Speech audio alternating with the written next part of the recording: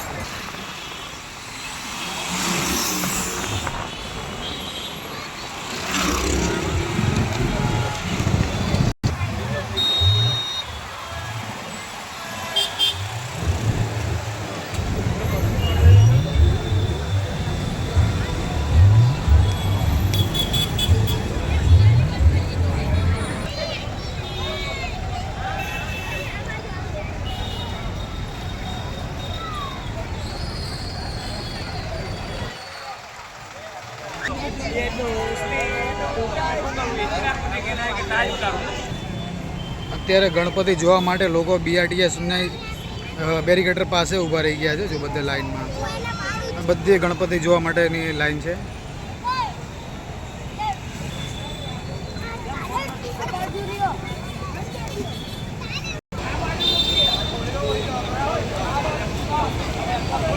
અત્યારે સવારના નીકળી ગયા હોય છે, સવારના 8-9 વાગ્યાના. અત્યારે થોડો રેસ્ટ લેવા માટે, નાસ્તા પાણી માટે એ લોકો બ્રેક લીધેલો છે.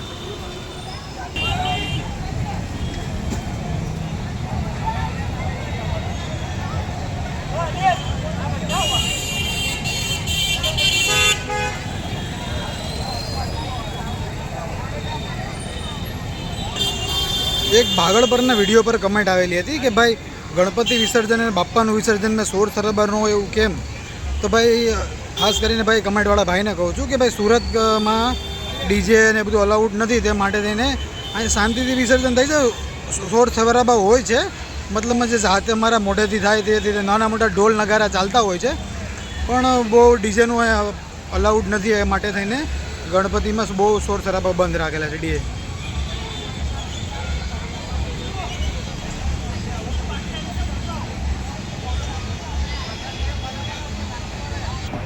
સુરતનું એક આ ખાસ કરીને છે, સુરતમાં બહારથી બીજા રાજ્યોમાંથી પોલીસનો બંદોબસ્ત ને આર્મીનો બંદોબસ્ત તો ફૂલ જોવા મળે છે. કારણ કે અહીંયા થોડું પ્રોબ્લેમવાળું બી છે, એટલે મોટા સિટીમાં તો વધારે પ્રોબ્લેમવાળું હોય જ છે, એટલે પોલીસનો બંદોબસ્ત બહુ એવો સારો એવા લોકો મૂકે છે. જો અહીં આર્મીવાળા પણ છે, પોલીસવાળા છે, મોટા મોટા સાહેબો છે, બધા સાહેબો અહીં હાજર હોય છે.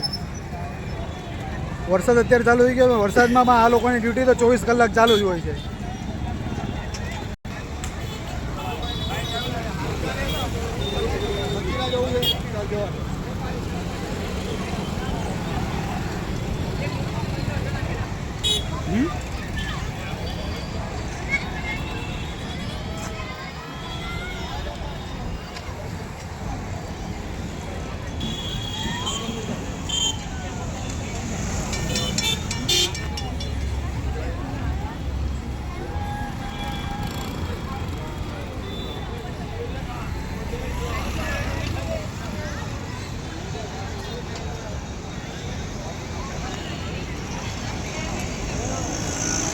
Fugiu, meu.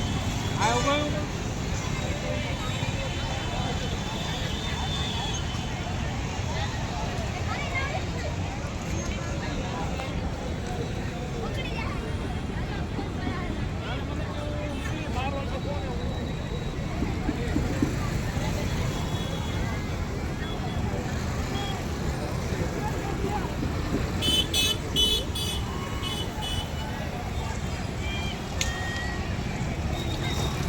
લોકો આ સર્કલ પર બેસી ગયા છે. જો